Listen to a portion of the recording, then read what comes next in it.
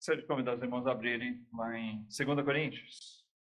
Abram suas Bíblias lá, 2 Coríntios, capítulo 4.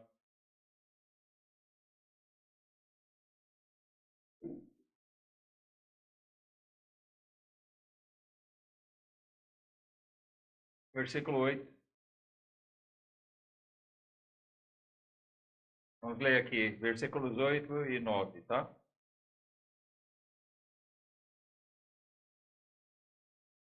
Paulo diz: em tudo somos atribulados, mas não angustiados, perplexos, mas não desanimados, perseguidos, mas não desamparados, abatidos, mas não destruídos. Deixa eu apresentar aqui um contexto imediato desses versículos, né? Paulo vinha falando aqui sobre as dificuldades que ele tinha na obra do Senhor. Não eram poucas as dificuldades. A essa altura aqui, Paulo já tinha passado por muitas provações, muitas tribulações. Por mais que a gente fale isso nas pregações, muitas vezes nós esquecemos. A gente coloca esses personagens bíblicos aqui como se eles fossem super-heróis, como se eles fossem assim, diferenciados na carne. Nós podemos dizer que Paulo era diferenciado espiritualmente, né?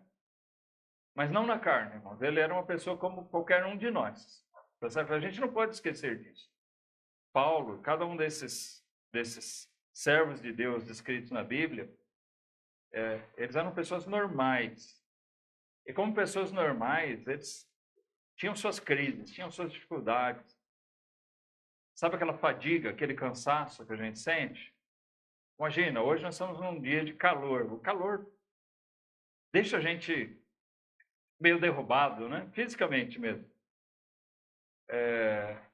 É até desconfortável, até para acompanhar a pregação. Uma coisa simples assim. Vamos lembrar que Paulo peregrinou por uma região, ou por regiões, onde o calor era intenso em certas épocas do ano. Aquela região ali da Ásia Menor, quando faz frio, quando faz calor mesmo.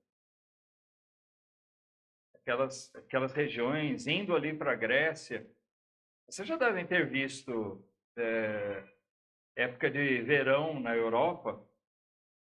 Na Grécia é comum temperaturas 50 graus, né? Volta e meia a gente vê no noticiário, pessoas morrendo, temperatura elevada. Então, eram regiões sujeitas a doenças, e Paulo ficou doente várias vezes. Assim, ele tinha problemas de saúde. Quando a gente não está bem de saúde, olha, a gente não tem aquele pique, aquele ânimo para certas coisas. O calor, o cansaço, a fadiga, as doenças, as oposições, sentimentos, sei lá, saudade. Será que Paulo não tinha saudade de ninguém? Ele não era alguém desprovido de sentimentos. Né? Então é natural a gente pensar que todas essas coisas recaíam sobre ele. Estou até fazendo suposições, já que ele não fala nada aqui de ter sentido saudade, tá?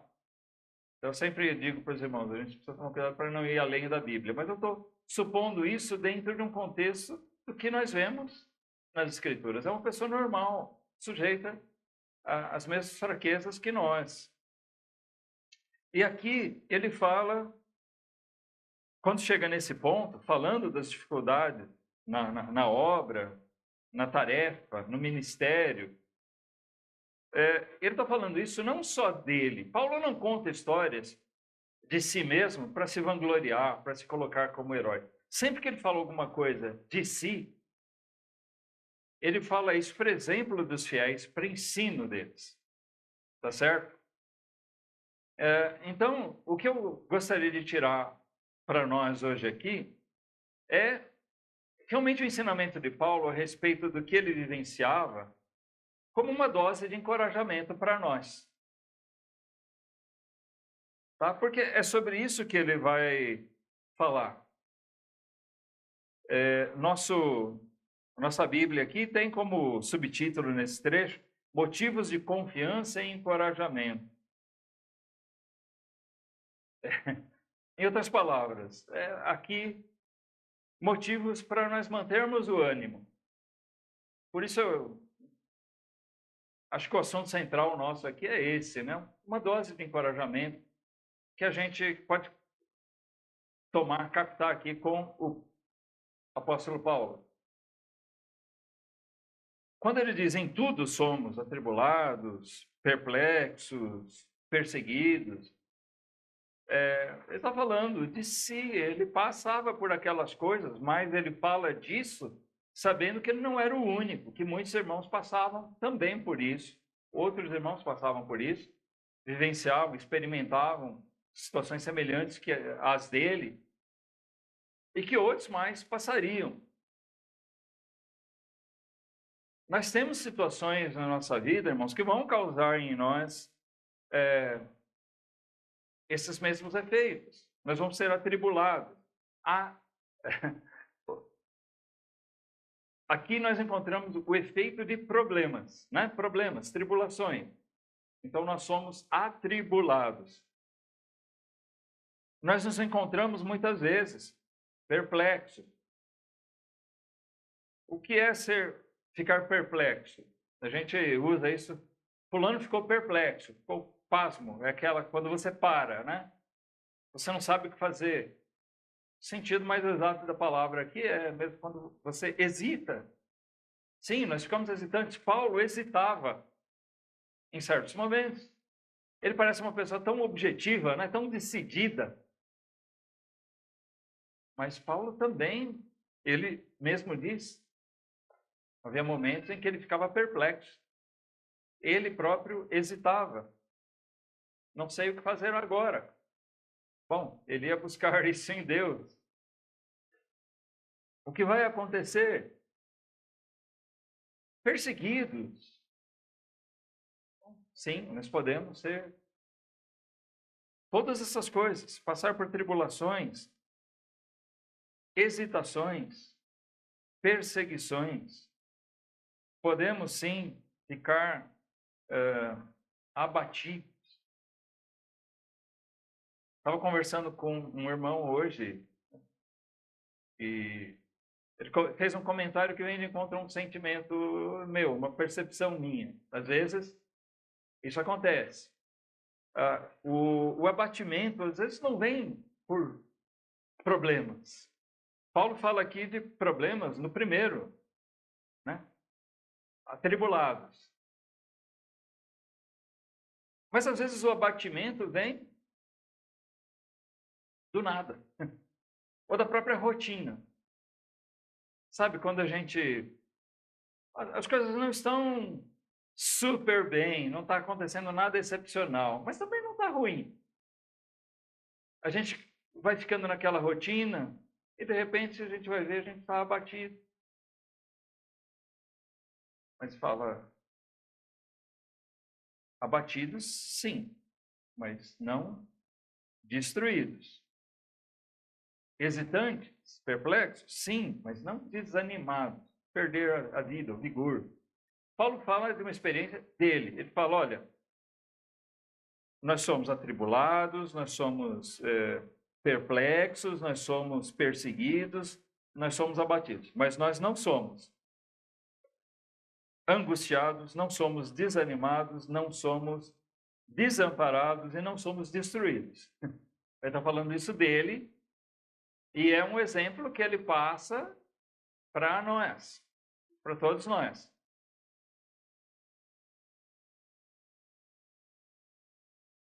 Então, no desenrolar aqui do texto, em seguida, o apóstolo Paulo vai falar para nós por que essas coisas, a tribulação não causava a ele a angústia A perplexidade não causava desânimo. Ou seja, essas coisas eram superadas. E a gente tem que superar todas essas coisas. Vem tribulações na nossa vida? Vem. Mas nós não podemos ficar angustiados por causa das atribulações.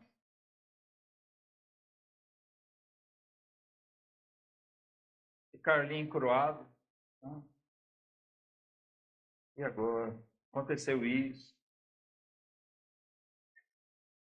Vamos ficar parados agora, lamentando?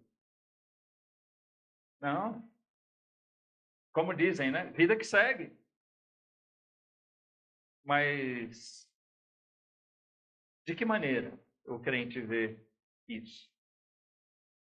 Não é só dizer vida que segue, dane-se tudo. Não. Paulo traz consigo, vamos dizer assim, um segredo, uma fórmula, um pensamento que realmente deve permear nossas mentes, nossos corações, para que nós não sejamos detidos por essas coisas, por essas adversidades que vinham sobre Paulo e que vêm, de alguma maneira, em algum momento, para todos os crentes. Ele segue aqui no versículo 10, então nós vamos ver uma primeira parte do que ele diz, tá? Nós vamos destacar 2 pontos, mas que levam a um único global, tá? Uma questão que se divide aqui em 2 pontos, mas tem uma conclusão única. A partir do versículo 11, ele diz assim, versículo 10, tá? Trazendo sempre por toda a parte, ou seja, onde quer que nós estejamos, trazendo sempre a mortificação do Senhor Jesus no corpo, para que a vida de Jesus se manifeste também no nosso corpo. Lembra do que Paulo mesmo diz? Não mais eu vivo, mas Cristo vive em mim. Então aqui ele está falando a mesma coisa em outras palavras.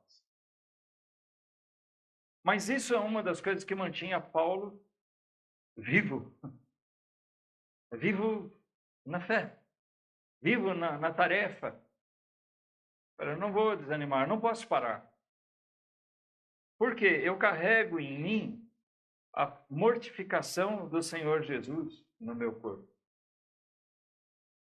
A mortificação operada por Jesus no meu corpo.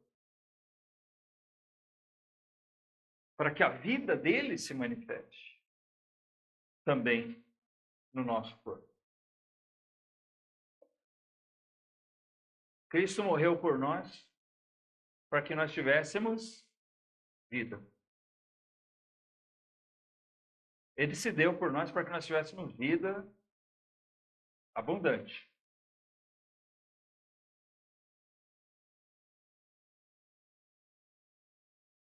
Não é para nós ficarmos mortos espiritualmente, inativos. Paulo está dizendo aqui que o que mantinha ele no vigor, continuar na sua jornada, na sua carreira, começava pelo aspecto de lembrar sempre a obra de Jesus feita por ele. Irmãos, o segredo do nosso ânimo começa por aí. Amém? De lembrar tudo o que Cristo fez por nós. Ele não desanimou em nenhum momento. Ele foi até o fim. E assim ele quer nos usar. Que a gente também vá copiando o exemplo dele até o fim, em obediência. No versículo 11, ele segue dizendo, e assim nós que vivemos, estamos sempre entregues à morte, por amor de Jesus, para que a vida de Jesus se manifeste também na nossa carne mortal. Nós que vivemos, nós estamos vivos, vivos física e espiritualmente. Ele diz, nós estamos sempre entregues à morte. Paulo fala de uma experiência própria dele, pessoal. Paulo literalmente estava entregue à morte. Ou seja, estava constantemente ameaçado de morte. Seja nos perigos, nos açoites. Paulo poderia ter morrido em qualquer uma dessas circunstâncias. Mas o Senhor preservou ele por longos anos. Né? Louvado seja Deus por isso. Porque nós colhemos tanto do fruto do trabalho de Paulo hoje, porque Deus preservou ele por vários anos para que nós pudéssemos assim desfrutar de toda essa jornada, essa carreira cristã que ele teve. Ele realmente cumpriu a sua tarefa. Mas não foi fácil. Não foi sem desafios. Não foi sem oposições. Muito pelo contrário. Ele teve tribulações, oposições, muito mais do que qualquer um de nós poderia sonhar em ter. Sonhar no sentido de ter um pesadelo.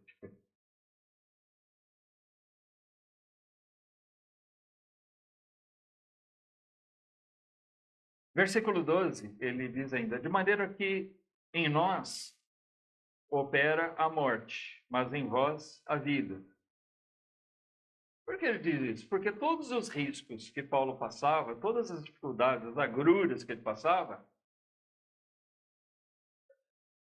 eram motivadas por uma coisa, um ministério, uma tarefa que o Senhor Jesus mesmo deu a ele, pessoalmente. Jesus nomeou Paulo como um apóstolo, como ele diz, um apóstolo temporão, né? Fora de tempo. Jesus, na sua vida, no seu ministério terreno aqui, ele chamou aqueles 12, nomeou, né? Treinou eles, discipulou e nomeou eles apóstolos, enviados por ele, para pregar ali aos judeus. Mas quando Jesus, já depois de ressuscitado, apareceu para Paulo lá na estrada de Damasco, ele nomeou Paulo um apóstolo especial, porque tinha uma tarefa diferenciada para ele, que era ser aquele judeu enviado aos gentios. A Paulo foi dada a missão, a tarefa, de ser aquele que encabeçaria a pregação sendo levada ao mundo ocidental. Ele não foi o único, mas, sem dúvida, ele foi o principal deles. Jesus nomeou esse homem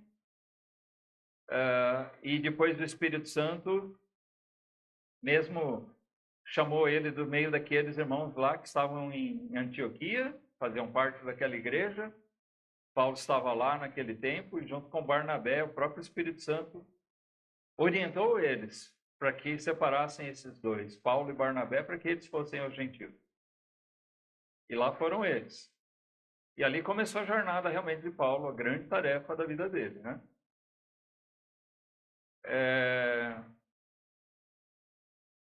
E depois ele acabou se separando de Barnabé, mas ele não parou. E ele foi assim até o final da vida. Até na cadeia ele estava pregando por soldados.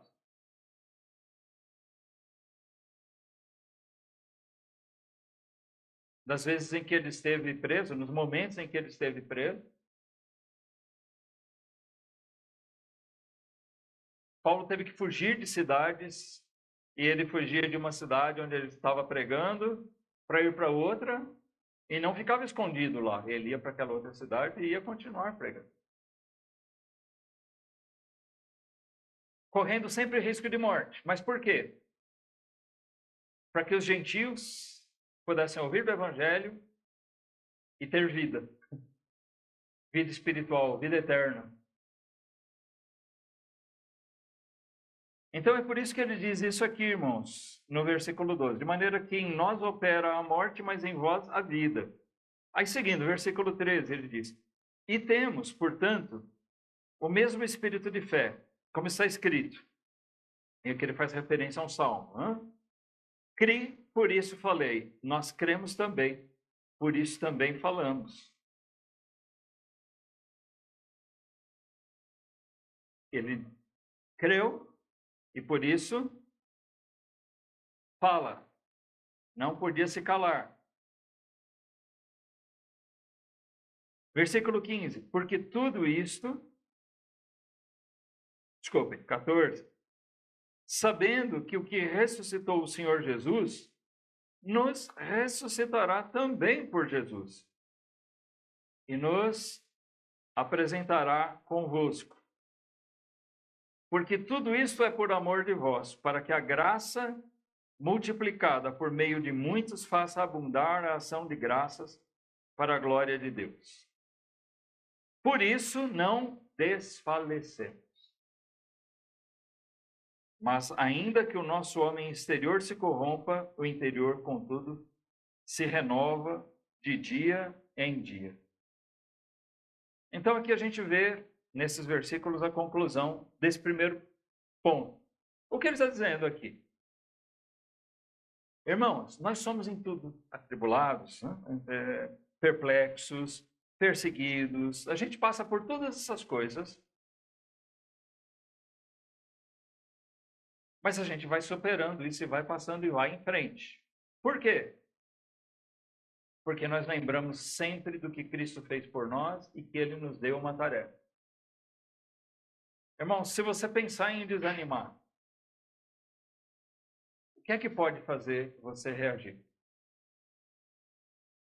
Se realmente você entende que Jesus Cristo morreu por você, para te salvar, para te conceder perdão, justificação, então não se esqueça que esse mesmo Senhor Jesus que morreu para te salvar, Ele também te deu uma tarefa, uma missão.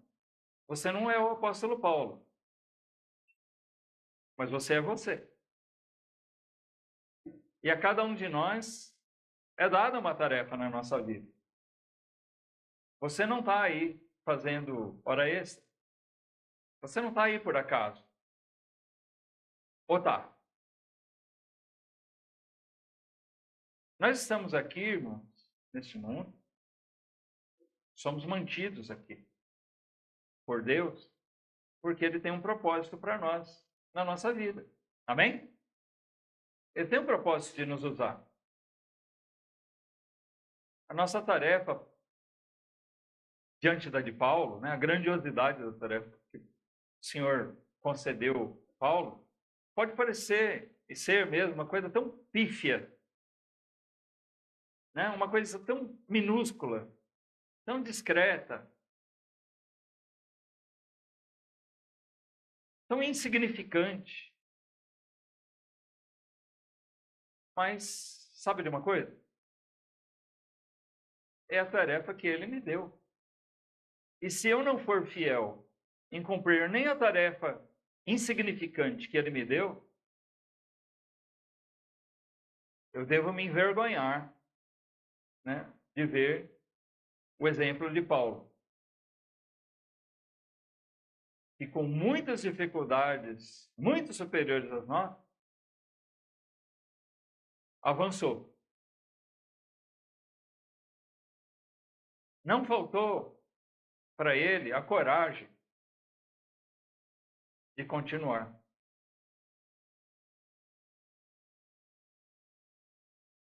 Existe uma coisa que fica muito difícil a gente ensinar alguém qualquer coisa se a gente não tiver um bom exemplo para dar.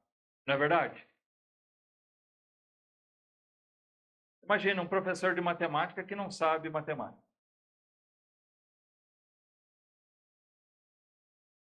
Você imagina? Existe, hein? Acredite. Tem professores aí que não sabem, não conhecem a própria matéria dele. Mas se ele aprender para ensinar, já tá bom. Mas eu quero dizer assim, todo o ensino, ele é realmente eficaz quando a gente vê o exemplo que aquela pessoa vivencia aquilo. Ela vai ensinar uma coisa para a gente, uma coisa que ela tem a experiência e tem vivenciado aquilo. O apóstolo Paulo tem toda a moral para ensinar a gente, né, como se revestir de ânimo, de encorajamento para cumprir nosso caminho, nossa tarefa, para seguir diante até o fim com perseverança. Porque nós olhamos para a vida dele, não só para o que ele escreveu, mas para aquilo que foi escrito a respeito dele, e é o que nós enxergamos. O que Paulo está dizendo aqui, de si e aplicando aos demais, irmãos, aquilo que nós precisamos absorver, captar dele. Paulo sabia que todos nós sentiríamos as dificuldades, as nossas, muitas vezes pela nossa própria fraqueza, né? Mas todos nós teríamos muitas dificuldades ao longo da vida e nós precisaríamos ter uma dose de encorajamento, e ele dá o caminho aqui. Olha para o que o Senhor fez por você. Paulo diz: eu mesmo estou aqui lutando por aquilo que o Senhor me nomeou, para que eu fosse aos gentios. Eu estou entregue à morte para que vocês tenham vida. E foi o Senhor que determinou isso.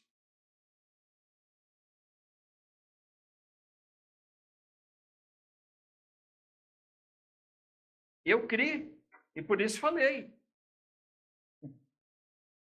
Ele faz uso desse salmo, né? Para dizer: eu estou falando daquilo que realmente eu creio. Eu confio, eu creio firmemente que o que ressuscitou o Senhor Jesus vai me ressuscitar também.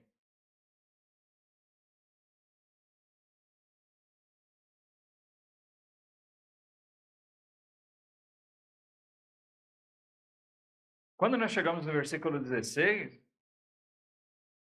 eu não sei se vocês prestaram atenção na leitura, mas tá, eu vejo aqui como uma conclusão desse primeiro ponto.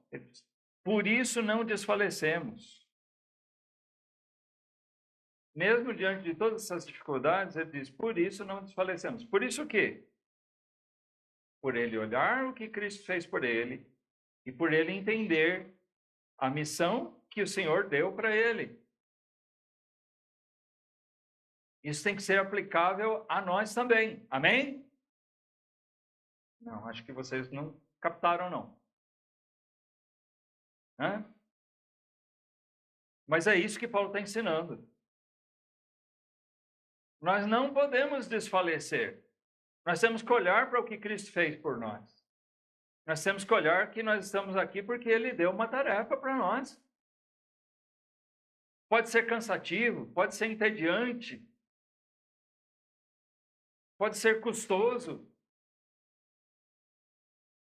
Como eu disse, né? Às vezes até a rotina a gente acaba vendo, a gente acaba caindo no tédio, e isso pode ser um problema.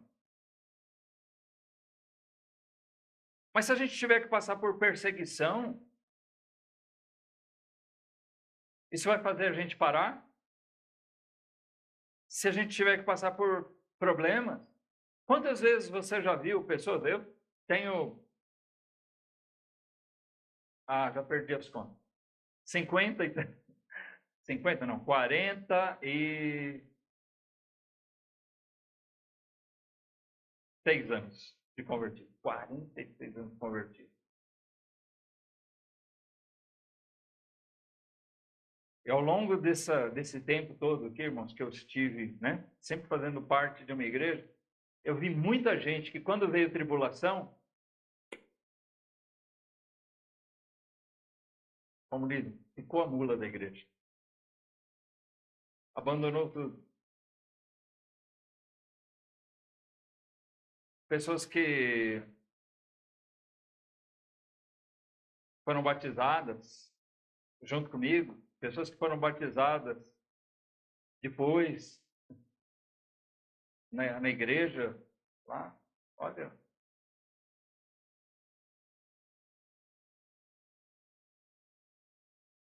Pelo que eu me lembre, muitos deles abandonaram. Tem vários que eu lembro. Simplesmente, quando vieram os problemas, eles foram embora. Abandonaram tudo. Quando vieram problemas sobre a própria igreja,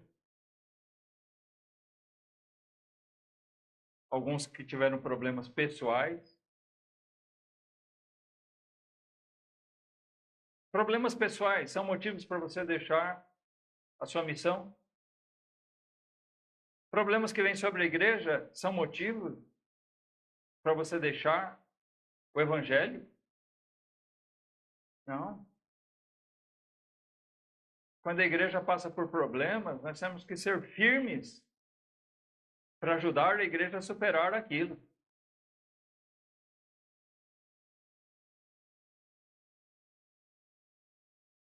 Tem situações que não dá para continuar? Ah, pode ter. Mas nós não vamos abandonar a fé.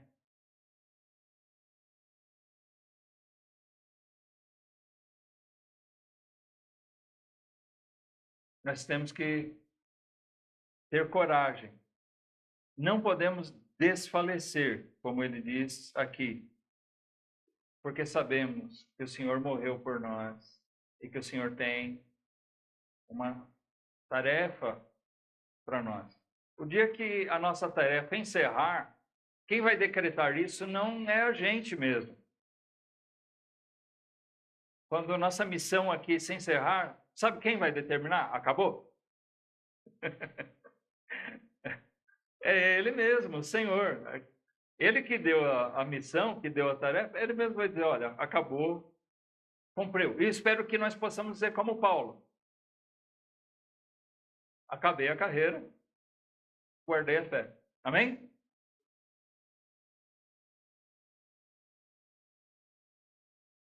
Seguindo aqui, então, notem, como eu disse, são dois pontos, dois tópicos de um mesmo ponto, vamos dizer assim. Mas ele segue ainda falando no versículo 17. Ele dá a deixa já aqui, nesse versículo que nós lemos, né, o versículo 16, por isso não desfalecemos, mas ainda que o nosso homem exterior se corrompa, o interior, contudo, se renova de dia em dia. Não desfalecemos, porque ainda que o nosso homem exterior se corrompa. Ele não está falando aqui de corromper no sentido de se tornar corrupto. Mas ele está falando aqui de deterioração. Ainda que o nosso homem exterior se corrompa, ou seja, que o nosso corpo aqui se deteriore, seja por doença, seja pela idade, o interior, contudo, se renova de dia em dia. Espiritualmente, nós somos renovados. Versículo 17, ele diz, porque a nossa leve e momentânea tribulação produz para nós um peso eterno de glória, muito excelente. Não atentando nós nas coisas que se veem, mas nas coisas que se não veem. Porque as que se veem são temporais, são coisas passageiras. E as que se não veem são eternas. Eu gosto muito desse versículo 17 aqui, irmãos, porque ele faz a gente cair numa realidade. O crente que realmente crê em Deus, num Deus eterno, que crê que Jesus morreu para nos dar vida eterna, ele tem que se conscientizar de que aqueles problemas que nós temos aqui, os que nós tivemos que passar, eles são muito menores do que a gente imagina.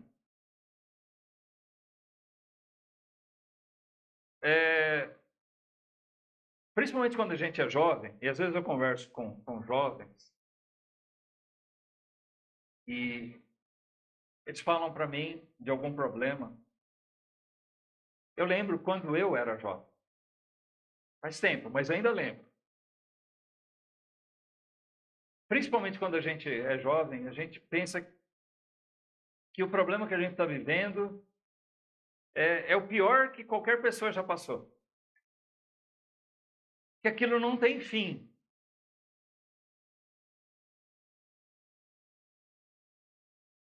A gente chega a pensar que não tem solução para aquilo.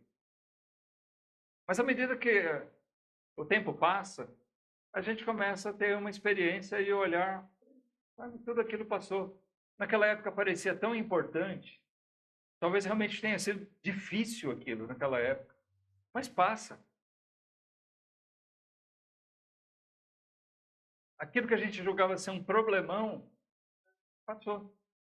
Tudo é passageiro, é temporal. Mas vamos supor que tenha um problema que a gente vai ter que conviver com ele a vida inteira. Esse é um problema enorme. Paulo trata todos esses, inclusive aquele problema que dure a vida inteira, ele trata isso tudo como uma leve e momentânea tribulação. Sabe por quê? Se você viver 100 anos aqui, e esses 100 anos você carregar um problema, é bastante tempo, né? Compara isso com a eternidade. O que são esses 100 anos? Nada. Se você for um materialista, um homem, né, uma pessoa carnal, você só vai conseguir enxergar os 100 anos de sofrimento aqui. Só isso. Mas se você for um crente de verdade, você vai pensar que existe uma eternidade. E esse vai ser o teu conforto. E isso vai ser um encorajamento para você. Porque você vai lembrar que Jesus morreu por você, que Jesus te deu uma tarefa, e que ele tem tudo o que você pode estar vivendo agora, isso vai acabar. A tribulação de Paulo acabou. Hoje ele não está mais esquentando a cabeça dele com todos aqueles problemas. Ele mesmo fala que ele se afligia por todas as igrejas, né? Eu fico pensando nisso. A gente, como pastor, a gente às vezes fica aflito por causa de uma igreja. Paulo ficava aflito por todas elas.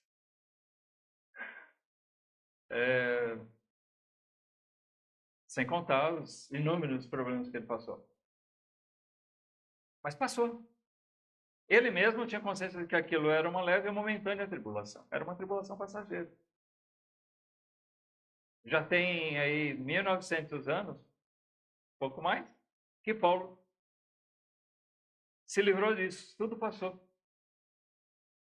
Então, se ele viveu 60, 70, 80 anos,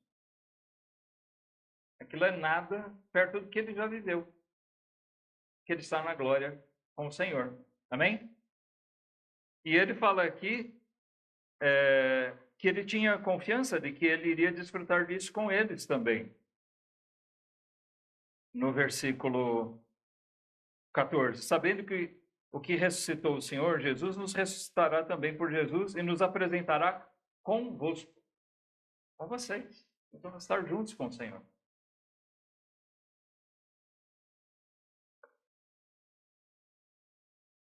Mas então, além dessas coisas, Paulo está sempre enxergando aquilo.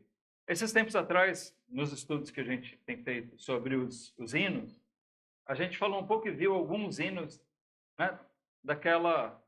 Eu creio que a gente possa afirmar com certeza, né? Nossa irmã em Cristo, a Fanny Jane Crosby, cega a vida inteira. Uma tragédia causada por um charlatão que se dizia médico e que fez uma tremenda bobagem. Ela era uma criancinha pequena, né? Fez ela cega para o resto da vida. E aquela mulher compôs centenas de poesias, poemas, né? Letras de hinos, louvando a Deus e falando da esperança dela em Cristo. Em vez de blasfemar, de resmungar, de murmurar, ela teve aquilo como uma leve e momentânea tribulação. Ela sabia que aquilo um dia ia passar, e passou.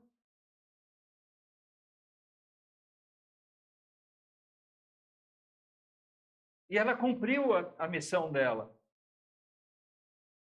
Cega. Cega.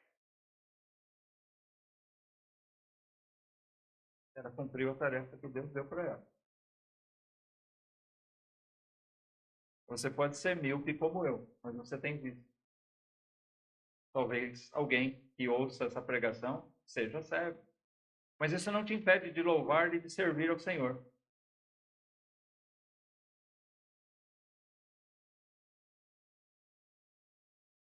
Paulo continua nesse assunto no capítulo 5.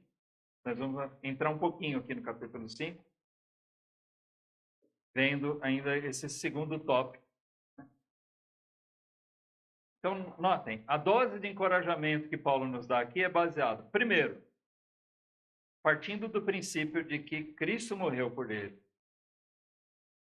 E que Cristo morreu por ele para salvar ele, para dar a ele uma missão.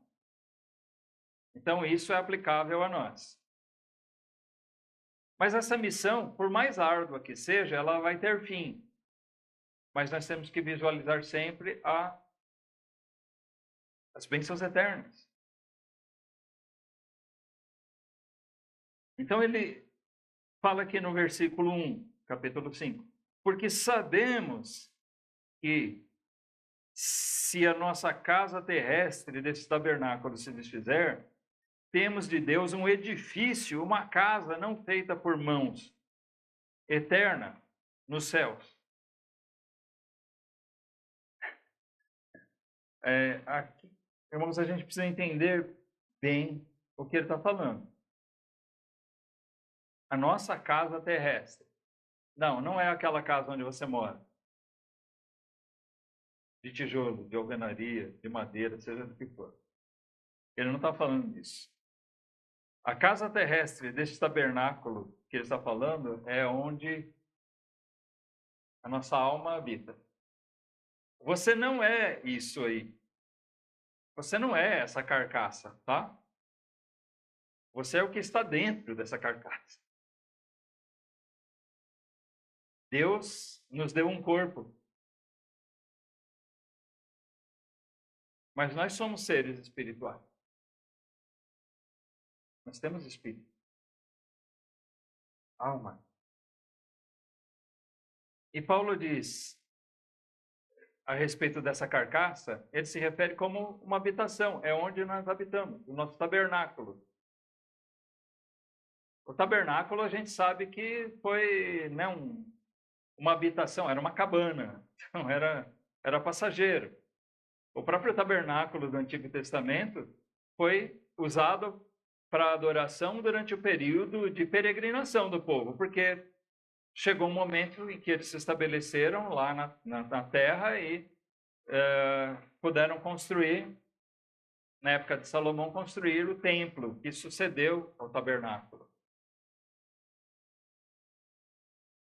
Da mesma maneira, irmãos, nosso corpo aqui é uma habitação passageira. É como o tabernáculo, é por um tempo. Paulo diz, se a nossa casa terrestre desse tabernáculo se desfizer, olha, só existe um se aqui para aqueles que talvez forem arrebatados, ainda estiverem aqui quando Cristo voltar. Porque, geralmente, eu já falei sobre isso aqui, essa palavra que é traduzida aqui como se, ela, na verdade, indica uma condicional. Então, pode ser se ou quando. Nós poderíamos traduzir esse versículo da seguinte maneira. Porque quando a nossa casa terrestre desse tabernáculo se desfizer. Porque é isso que muito provavelmente vai acontecer. Ou seja, ele está falando do quê? Quando nós morrermos. Nós vamos deixar essa habitação. Ela vai se desfazer. Ela vai se decompor. Mas ele diz, nós temos de Deus um edifício, uma casa não feita por mãos, eterna no céu. Tem muitos crentes que têm uma ideia assim deturpada da coisa, que eles imaginam, né? Castelos erguidos, olha, eu vou morar num castelo. Ele toma isso literal. Na verdade, a Bíblia está falando de corpo, não é de casa. Ninguém fica esperando, eu vou morar num palácio. Não é disso, isso não importa para nós. O que ele está falando é que nós vamos ter um corpo glorificado, não mais sujeito ao pecado, não mais sujeito a essas coisas. Né? Uma situação totalmente diferente e infinitamente melhor.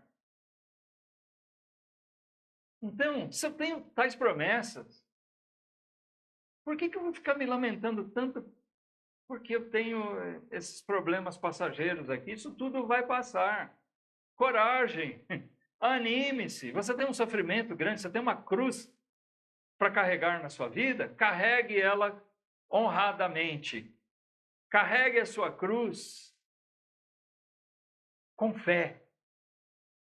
Carregue sua cruz com resignação e coragem.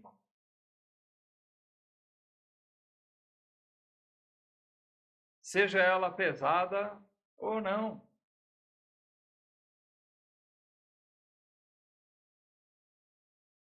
Sabendo que isso vai passar. Vai chegar o tempo que nossa vida aqui vai cessar. E nós não vamos ter que encarar tudo isso de novo.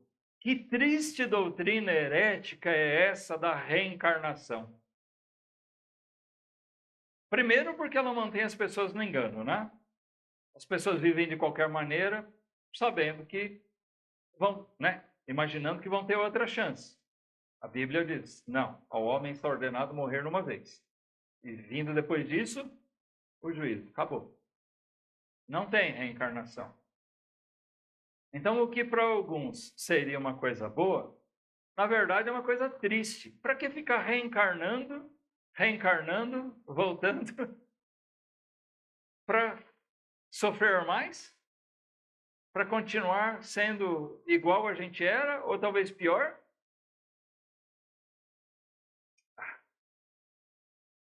A Bíblia ensina uma doutrina muito melhor. Eu vivo aqui uma vez, e todo esse sofrimento passa. Eu não vou reencarnar. Eu vou ganhar um novo corpo glorificado. Eu não vou nascer de novo como outra pessoa. Eu vou continuar sendo eu. Mas totalmente isento do pecado e não mais sujeito às consequências do pecado no meu corpo.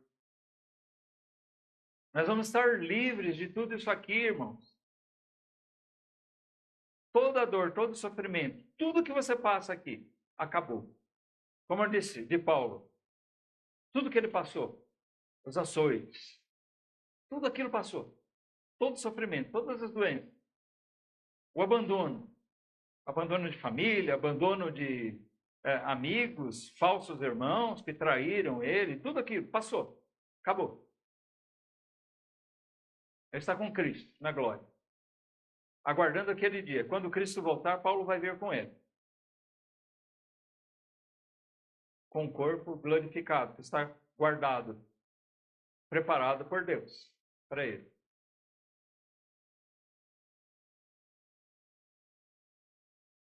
Mas ele faz um alerta aqui.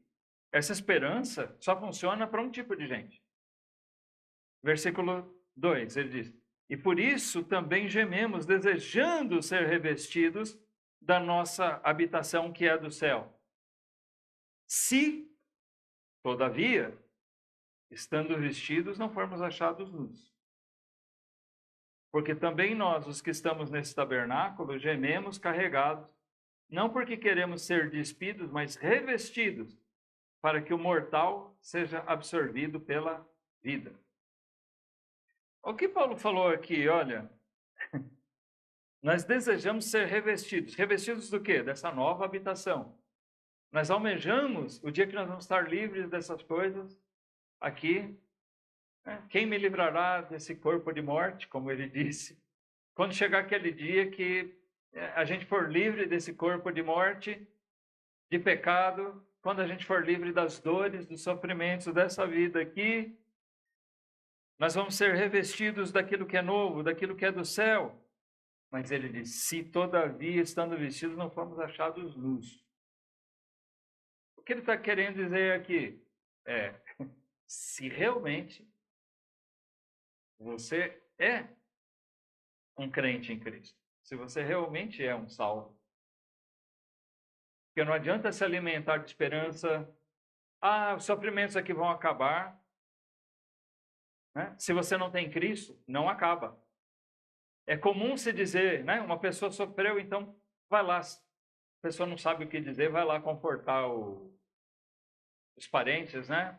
É uma pena que ele morreu, né? Mas acabou o sofrimento, né? Já ouviu alguém dar esse conforto?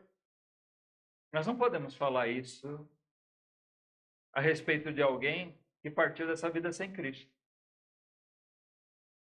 Porque ele foi despido desse tabernáculo dele aqui, mas se ele alimenta alguma esperança de ser revestido daquela habitação, sem Cristo, é uma esperança falsa. Ele está nu. Ele está desprovido, ele não vai ter com que se vestir. Ele não tem para ele um corpo glorificado, reservado para ele. Ele não tem vida eterna.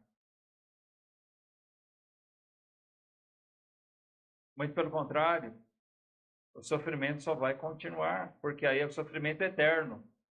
Não tem mais volta. Então Paulo faz essa ressalva de que essa esperança realmente só pode habitar o coração de alguém que realmente confia no seu Salvador. Amém?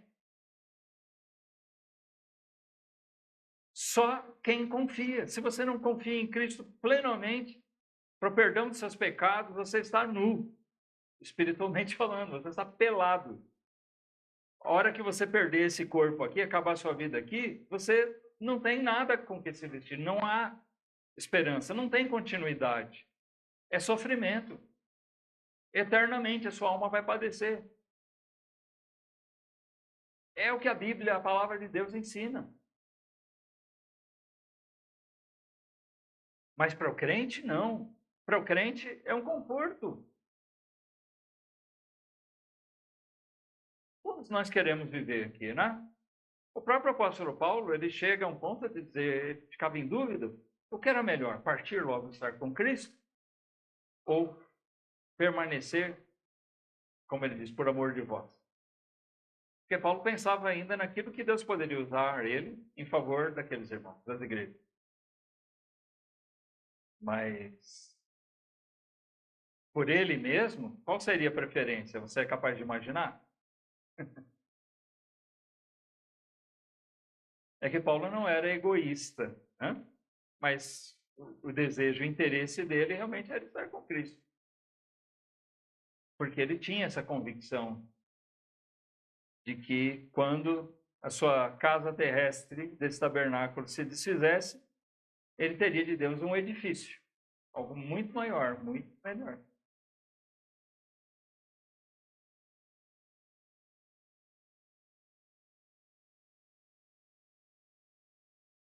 Versículo 5, a gente vai concluir aqui, irmão. Ele diz: ora, quem para isso mesmo nos preparou foi Deus, o qual nos deu também o penhor do Espírito, a garantia do Espírito Santo. Por isso estamos sempre de bom ânimo, sabendo que enquanto estamos no corpo, vivemos ausentes do Senhor, porque andamos por fé e não por vista. Mas temos confiança e desejamos antes deixar este corpo para habitar com o Senhor. Lembra que eu perguntei agora um pouquinho? Qual será que era a preferência de Paulo? Versículo 8 aqui responde, né? Desejamos antes deixar este corpo para habitar com o Senhor.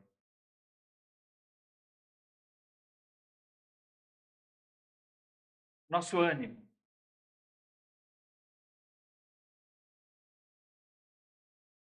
Paulo diz no versículo 6, por isso estamos sempre de bom ânimo. Mas ele não falou antes que ele também ficava atribulado, perplexo, ele era perseguido, ele se sentia abatido. Sim. Mas no versículo 16 nós lemos: nós não desfalecemos. No capítulo 4, né, 16. E aqui, no versículo 6 do capítulo 5, estamos sempre de bom ânimo. Cheio de problemas, mas estamos sempre de bom ânimo.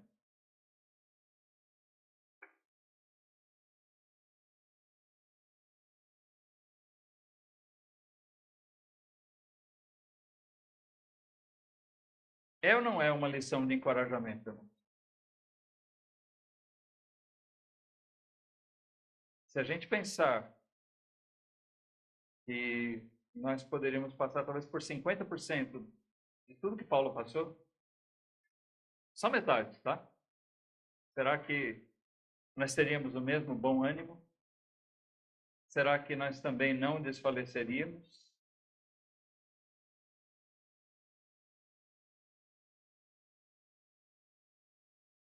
Espero que nossa meditação de hoje seja realmente uma boa dose de encorajamento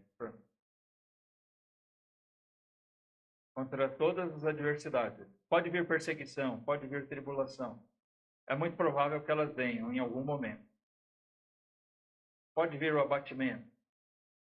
Pode vir a hesitação, momentos que a gente não vai saber o que fazer. Talvez vai ficar meio perplexo, né? Mas que nenhuma dessas coisas nos faça desistir ou nos faça desviar do cumprimento da nossa tarefa. Amém? Aquilo que o Senhor nos deu. Tudo isso foi Ele que preparou. Nós vamos passar por essas coisas. Mas tudo isso vai só contribuir para a honra e glória do Senhor. Vamos fazer uma oração?